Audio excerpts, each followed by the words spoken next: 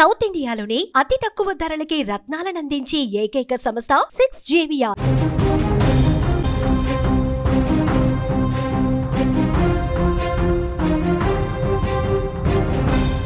Breaking news చూస్తున్నాం. Ukraine పై Russia రగిలిపోతోంది. ఏ క్షణమైనా ప్రతీకార దాడి చేయడానికి సిద్ధంగా ఉన్నట్టు సమాచారం వస్తోంది. అణు బాంబులు సిద్ధం చేస్తున్నట్టుగా ప్రకటన కూడా వచ్చింది. అణుదాడికి రష్యా రెడీ అయిపోయిందా? రష్యా బలగాలు అణుదాడికి చేయడానికి సిద్ధమయ్యాయా? రష్యా దగ్గర ప్రస్తుతం 5580 అణువాయుధాలు సిద్ధంగా ఉన్నాయి. 1718 క్షిపణులు రెడీగా ఉన్నాయి. ప్రపంచంలోనే అతిపెద్ద అణుదేశం రష్యాగా ఉన్నటువంటి పరిస్థితుల్లో ఇక యుక్రెయిన్ ఈ రాత్రికి కాళరాత్రి చూడబోతోందా? ప్రస్తుతం ఈ వ్యవహారానికి సంబంధించి అంతర్జాతీయంగా పెద్ద ఎత్తున చర్చ జరుగుతున్నటువంటి పరిస్థితి. యుక్రెయిన్ ఏ విధంగా వ్యూహాత్మకంగా రష్యా మీద దాడులు చేసిందో మనం చూసాం. పెద్ద ఎత్తున డ్రోన్లతో దాడి చేసినటువంటి పరిస్థితి. రష్యా భూభాగంలోకి 6000 కిలోమీటర్లు లోపలికి చొచ్చుకొని పోయి ఏ విధంగా దాడి చేసిందో మనం చూసాం. 41 రష్యాకి సంబంధించినటువంటి యుద్ధ విమానాలు, వైమానిక విమానాలు పూర్తిగా ధ్వంసమైనటువంటి పరిస్థితి ఉంది. సో అటువైపు నుంచి కూడా రష్యా పెద్ద ఎత్తున దాడి చేసింది. ఈ రాత్రికి మరిన్ని దాడులు చేయడానికి సిద్ధంగా ఉన్నట్టు తెలుస్తుంది. మరింత వ్యూహాత్మకంగా ఇక యుక్రెయిన్కి కాళరాత్రి కనిపించే పరిస్థితే ఉన్నట్టుగా సమాచారం వస్తుంది. రష్యా తీవ్రమైనటువంటి ఆగ్రహంతో అట్టుడికిపోతున్నటువంటి పరిస్థితి. పూర్తి సమాచారం దీని గురించి మనం తెలుసుకునే ప్రయత్నం చేద్దాం. న్యూస్ రూమ్ నుంచి న్యూస్ ఎడిటర్ తిరుమల్ లైవ్లో జాయిన్ అయ్యారు. తిరుమల్, యుక్రెయిన్ మీద రష్యా ప్రతీకార దాడులు చేయడానికి తీవ్రంగా రగిలిపోతున్న సమాచారం మనకు వస్తుంది. ఈ రాత్రి ఏ క్షణమైనా సరే, అవసరమైతే అణుబాంబులు వేసైనా సరే చాలా తీవ్రంగా ప్రతీకారం తీర్చుకోవాలంటూ యోచనలో ఉన్నట్టుగా సమాచారం వస్తోంది. వలి ఒక విషయాన్ని ఇక్కడ గమనించాలి. మే 16వ తేదీన ఉక్రెయిన్కి రష్యాకు మధ్య తొలిసారి శాంతి చర్చలు జరిగాయి. మే 16వ తేదీన జరిగిన శాంతి చర్చలో ఒక ఒప్పందం ఏంటంటే ఇరు దేశాలు ఎవరైతే సైనికుల్ని బందీలుగా పట్టుకున్నారో వాళ్ళని ఎక్స్చేంజ్ చేసుకోవాలి, వాళ్ళని ఫ్రీడమ్ చేసుకోవాలి అనేది ఆ ఒప్పందంలో కుదిరిన ఆ రోజు జరిగిన ఒప్పందం. కానీ ఇవాళ జూన్ 2వ తేదీ ఇవాళ ఇస్తాంబుల్లో రెండో దఫా చర్చలు ఉన్నాయి. రెండో దఫా చర్చలకు ఒక రోజు ముందే, అంటే జూన్ 2న రెండో దఫా చర్చలు ఉంటే జూన్ 1వ తేదీన ఉక్రెయిన్ రష్యా పైన మెరుపు దాడి చేసింది. ఈ దాడి ఆధునిక యుద్ధ నైపుణ్యాల్లో ఇది అత్యంత పెద్ద దాడి, మోడర్న్ వార్ ఫైట్స్. ఎందుకంటే ప్రపంచంలో ఇప్పటివరకు జరిగిన కొన్ని మెరుపు దాడుల్లో చూస్తే ఈ ఉక్రెయిన్ చేసిన ఈ దాడి ఎవరు ఊహించండి. రష్యా చాలా స్పష్టంగా చెప్తుంది, ఉగ్రవాదుల్లాగా దాడి చేసింది ఉక్రెయిన్, ఉగ్రవాద దాడి కిందనే తీసుకుంటున్నాం మేమని చెప్పింది. ఇక్కడ జెలెన్స్కీని ఎవరైతే ఉన్నారో ఆయన ఇది గొప్ప దాడి, ప్రపంచంలో ఎవరు ఊహించనంత గొప్ప దాడి అని చెప్పేసి ఆయన చెప్తున్నాడు. మొత్తానికి ఈ మాటల మధ్య కొంత కాదు తీవ్రమైన ఉద్రిక్త పరిస్థితులు ఉన్నాయి.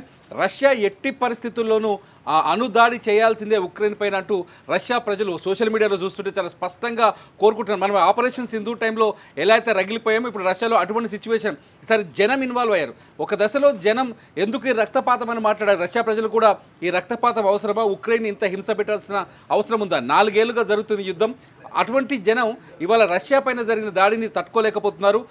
2 వైమానిక శిబిరాలపైన, 2 ఎయిర్ బేస్లపైన వాళ్ళ దగ్గర ఉన్న బాంబర్స్ మొత్తం దాదాపు 150 బాంబర్స్ ఉన్నాయి, వ్యూహాత్మకమైన బాంబర్స్ ఉన్నాయి. ఆ 150 బాంబర్స్ దాదాపు 41 బాంబర్స్ నిన్న రాత్రి పేలిపోయాయి. చాలా తెలివిగా ఉక్రెయిన్ ఎవ్వరూ అంచనా వేయని విధంగా గతంలో ఇజ్రాయెల్ ఎట్లయితే దాడి చేసిందో, పేజర్లను ఆధారంగా చేసుకొని ఇజ్రాయెల్ ఎటువంటి దాడి చేసిందో అటువంటి దాడి, అంతకంటే వ్యూహాత్మకమైన దాడి చాలా స్పష్టంగా కనిపిస్తోంది. 6000 కిలోమీటర్ల దూరంలో ఇంటెలిజెన్స్ ఏమన్నా ఫెయిల్ అయినటువంటి పరిస్థితి కనిపిస్తుందా? ఎందుకంటే చాలా స్పష్టంగా ఆధునిక టెక్నాలజీని యూజ్ చేయడంలో కావచ్చు, ఎప్పటికప్పుడు కాసుకుని కూర్చోవడంలో రష్యా ఎప్పటికీ ముందుంటుంది. కానీ యుక్రెయిన్ ఇంత పెద్ద ఎత్తున స్మగుల్ గూడ్స్ తరహాలో డ్రోన్లను పంపించి రష్యాలో ఉన్నటువంటి డ్రైవర్లనే ఉపయోగించి పెద్ద ఎత్తున వాటిని 6000 కిలోమీటర్ల లోపలికి చొచ్చుకుపోయి వచ్చే వరకు ఎందుకు పసిగట్టలేకపోయింది? ఏం చెప్తారు దీని గురించి? స్పష్టంగా ఇంటెలిజెన్స్ ఫెయిల్యూర్ కనిపిస్తుంది. రష్యా కూడా అదే ఇప్పుడు ఏదైతే పోస్ట్ మార్టం చేస్తుందో పోస్ట్ మార్టంలో చాలా స్పష్టంగా అర్థమవుతుంది రష్యన్ ఇంటెలిజెన్స్ పూర్తిగా ఫెయిల్ అయింది. ఒకసారి రష్యా వెబ్సైట్స్ కానీ లేకపోతే ప్రపంచ మీడియా సంస్థలు రాస్తున్న కొన్ని వార్తల్ని చూస్తుంటే రష్యన్ ఇంటెలిజెన్స్ ఆఫీస్ ఎక్కడైతే ఉందో ఆఫీస్ పక్కనే ఉక్రెయిన్ ఒక గూఢాచార వ్యవస్థను ఏర్పాటు చేసుకుంది. ఆ గూఢాచార వ్యవస్థను ఏర్పాటు చేసుకొని రష్యన్ ఇంటెలిజెన్స్ నిఘా వర్గాలు ఎలా పనిచేస్తున్నాయి, వాళ్ళకు వస్తున్న సమాచారం అంతా సేకరిస్తూ చాలా తెలివిగా, మామూలు ప్లాన్ కాదు ఇది, ఒక రేంజ్ ప్లాన్ అనమాట. చాలా తెలివిగా ఎట్లా అంటే ఉక్రెయిన్ నుంచి వీళ్ళు తయారు చేసిన డ్రోన్లని, బాంబర్ డ్రోన్లని ముందుగానే స్మగ్లింగ్ చేశారు రష్యాకి స్మగ్లింగ్ చేసి పంపించారు 117 డ్రోన్లని. వాటిని ఒక చెక్క బాక్సులో పెట్టి అందులో కంటైనర్లలో పెట్టేసి ఏం చేశారంటే వాటికి రిమోట్ కంట్రోల్ ఫిక్స్ చేశారు. ఎప్పుడు రిమోట్ కొట్టినా అది ఒక చెక్క బాక్సులు కానీ కంటైనర్లు కానీ ఓపెన్ అయ్యేటట్టు. రష్యాకు సంబంధించిన కొందరు డ్రైవర్లను రిక్రూట్ చేసుకొని ఆ డ్రైవర్లకు ఆ లారీలను అప్పచెప్పి ఆ లారీలను తీసుకొని వెళ్ళిపోయి ఏదైతే ఎయిర్ బేస్ల సమీపంలో కంటైనర్లను నిలబెట్టి ఆ కంటైనర్ నుంచి రిమోట్ ద్వారా వాటిని ఓపెన్ చేసి నిమిషాల్లో పేల్చి పడేశారు 41 యుద్ధ విమానాలని. ఇది నిజంగా రష్యా ఖచ్చితంగా ఇంటెలిజెన్స్ ఫెయిల్యూర్ అని చెప్పాలి. ఇంకొక రకంగా చెప్పాలి అంటే ఉక్రెయిన్ ఈ స్థాయిలో ప్లాన్ చేస్తుందని రష్యా అసలు ఎక్స్పెక్ట్ కూడా చేయలేదు. ఎందుకంటే ఇటు శాంతి చర్చలు జరుగుతున్నాయి, ఒకవైపు శాంతి చర్చలు జరుగుతున్న సమయంలో ఉక్రెయిన్ ఇటువంటి దాడి చేస్తుందని రష్యా కూడా ఎక్స్పెక్ట్ చేయదు. ఇస్తాంబుల్లో శాంతి చర్చలు జరుగుతున్నాయి, సీజ్ ఫైర్ వైపు వెళ్ళాలని ఒక ఆలోచన ఉంది. ఆల్రెడీ డొనాల్డ్ ట్రంప్ పుతిన్తో మాట్లాడాడు. ఇవన్నీ జరుగుతున్న టైంలో ఉక్రెయిన్ ఎందుకు ఇట్లా పగ తీర్చుకుంది అనేది ప్రపంచం ఎవరు ఊహించలేదు. ఎందుకంటే ఉక్రెయిన్ నష్టపోయింది ఆ స్థాయిలో ఉంది. ఉక్రెయిన్ తీవ్రంగా నష్టపోయింది. చాలా ప్రాంతాల్లో రష్యా సైన్యం వచ్చి అక్కడ తిష్టవేసింది. చాలా ప్రాంతాలు రష్యా పరిధిలోకి వెళ్ళిపోయి వీటన్నింటిని విడిపించుకునే అవసరమే ఉక్రెయిన్ మీద ఉంది. ఉక్రెయిన్ నిజంగా చిన్న దేశం అయినప్పుడు కూడా నాన్ స్టాప్గా అంత పెద్ద ప్రపంచంలోనే అత్యంత పెద్దదైన అణుదేశం రష్యా. దాదాపు 5,500కు పైగా వార్ హెడ్స్ ఉన్నాయి వాళ్ళ దగ్గర. యాక్టివేట్ అయ్యింది దాదాపు 1,700 పైన యాక్టివేట్ అయ్యిందని చెప్పేసి ఒక చర్చ జరుగుతుంది. ఏ క్షణమైన రష్యా ఉక్రెయిన్ పైన అణుదాడి చేయడం కోసమే రష్యా లాస్ట్ ఇయర్ వాళ్ళ సిద్ధాంతాలని, అంటే అణుబాంబుకు సంబంధించి ఏ టైంలో మేము అణుదాడికి వెళ్తామనే సిద్ధాంతాలని మార్చుకుంది రష్యా. చాలా స్పష్టంగా మనం ఒకటి చూడొచ్చు. రష్యా ఏం చెప్తుంది, మా భూభాగంలోకి చొచ్చుకొచ్చినప్పుడు కానీ ఇది మన జెలెన్స్కీ దానికి అంటే పర్యవసనాలు ఎలా ఉంటాయో కూడా ఆయనకు తెలుసు కదా. ఇప్పుడు మనం ఈ విధంగా దాడి చేస్తున్నాము, నెక్స్ట్ రష్యా ఊహించనంతటువంటి పెను విపత్తును మన దేశానికి కలిగించే ప్రమాదం ఉంది అని చెప్పి ఆయనకు ఒక అంచనా ఉంటుంది కదా. అంటే ఆయన ధైర్యం ఏంటి? ఒకవేళ అటువైపు నుంచి పెద్ద ఎత్తున దాడులు వస్తే నెక్స్ట్ మనకు సపోర్ట్ ఏ విధంగా ఉంటుంది, మనకు కలిసి వచ్చే దేశాలేంటి, మన వ్యూహాలేంటి, ఇది కూడా ఒక అంచనా ఉండుంటాడు కదా జెలెన్స్కీ.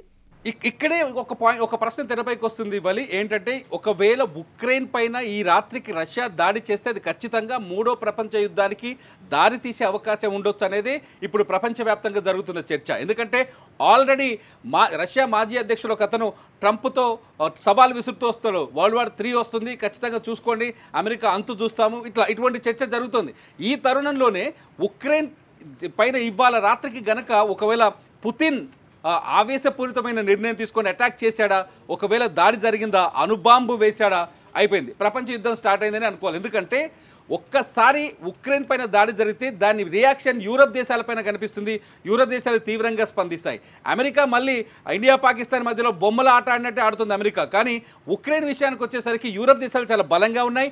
నాటో ఏదైతే ఆల్రెడీ రష్యా కూడా చాలా స్పష్టంగా చెప్తుంది, మీ నాటో స్థావరాలపైన మీరు ఆయుధాలు సపోర్ట్ ఇస్తున్నారు, ఆర్థిక భరోసా ఇస్తున్నారు ఉక్రెయిన్కి. ఉక్రెయిన్ మా పైన దాడి చేయడాన్ని మీరు సమీక్షించట్లేదు, పట్టించుకోవట్లేదు, మాకు ఎటువంటి అంటే కావాలని ఉద్దేశపూర్వకమైన మద్దతు ఇస్తారు, రష్యాని నాశనం చేయాలని యూరప్ దేశాలన్నీ ఆలోచిస్తున్నాయి. ఇటువంటి చర్చ ఆల్రెడీ కొద్ది రోజుల క్రితమే రష్యా చాలా క్లియర్గా వార్నింగ్ ఇచ్చింది యూరప్ దేశాలకి. నాటో స్థావరాలు ఏవైతున్నాయో, నాటో ఎయిర్ బేస్లు కానీ ఆర్మీ బేస్లు ఎక్కడైతున్నాయో వాటిపైన అటాక్ చేస్తామని చాలా క్లియర్ కట్గా ఉక్రెయిన్కి రష్యా వార్నింగ్ ఇచ్చింది. ఈ నేపథ్యంలో ఉక్రెయిన్ వాటి అండ చూసుకొని, నిజం చెప్పాలంటే ఉక్రెయిన్కి బలం, చిన్న దేశమైనప్పటికీ బలహీనత అంతా యూరప్ దేశాలే. గతంలో జెలెన్స్కీ కూడా చాలాసార్లు అడిగారు, మీరు మాకు మద్దతు ఇవ్వట్లేదు, బాహాటంగా మద్దతు అడిగాడు, బహిర్గతంగా వచ్చి మద్దతు ఇవ్వండి. ఇంత దాడులు చేస్తుండే రష్యా ఉక్రెయిన్ సర్వనాశనం చేసింది. నిజం చెప్పాలంటే ఉక్రెయిన్ సర్వనాశనం చేసింది. మనం అనుకుందాం 2 రోజుల క్రితమే ట్రంప్ చాలా స్పష్టంగా పుతిన్ ఒక పిచ్చోడ్లాగా ప్రయత్నిస్తాడు. ఒక వారం క్రితం కూడా సేమ్ ఉక్రెయిన్ పైన దాడులు జరిగాయి, పిచ్చోడ్లాగా ప్రయత్నిస్తున్నాడు ట్రంప్, శాంతి చర్చల వైపు ఎందుకు ముందుకు రావట్లేదు, ఇలా ఒక గేమ్ నడుస్తుంది. ఈ గేమ్ మధ్యలోనే ఉక్రెయిన్ ఈ భీకరమైన దాడి చేయడం, ఈ దాడి ఒక్కసారిగా మళ్ళీ ఉద్రిక్త వాతావరణాన్ని క్రియేట్ చేయడం, రష్యాకి ఉక్రెయిన్ మధ్య కొంత యుద్ధ వాతావరణం ఉన్నప్పటికీ, యుద్ధం నడుస్తూ ఉన్నప్పటికీ కూడా ఈ స్థాయిలో దాడులు ఇప్పటివరకు లేవు. గడిచిన చర్చలు జరుగుతున్నటువంటి సమయంలోనే ఇంత తీవ్రమైన ఉద్రిక్త పరిస్థితులు ఎవరు కూడా ఎక్స్పెక్ట్ చేయలేదు. ట్రంప్ కూడా పుతిన్ కొంచెం చాలా జాగ్రత్తగా ఉండాల్సినటువంటి అవసరం ఉంది. చాలా జాగ్రత్తగా ఈ చర్చలు జరపాల్సిన అవసరం ఉంది. పిచ్చోళ్ళగా ఇంతకుముందు మీరు అన్నట్టు పిచ్చోళ్ళగా ఎప్పుడు పడితే అప్పుడు దాడులు చేసేసి అవసరం లేనటువంటి డిమాండ్లు, మితిమీరినటువంటి డిమాండ్లు ఉక్రెయిన్ మీద పెట్టడం ఇవన్నీ కూడా కరెక్ట్ కాదు. మీరు కూడా కొంత వెనకడుగు వేసి శాంతి స్థాపన కృషి చేయాలని చెప్పిన కూడా పుతిన్ వినే పరిస్థితి లేదు. అసలు ఉక్రెయిన్ సమ్మతించినటువంటి నిబంధనలు పెడతా ఉన్నాడు పుతిన్. ఇది ఎంతకు తెగే పరిస్థితి లేదు కదా. ఇప్పుడు మనం తిరుమల సంవత్సరన్నర కాలం నుంచి ఇది ఎడతెరిపినటువంటి చర్చలు జరుగుతున్నాయి. దాడులు, యుద్ధం ఇంత కొనసాగుతూనే ఉన్న పరిస్థితి. దీనికి ఎండ్ కార్డు పడదా?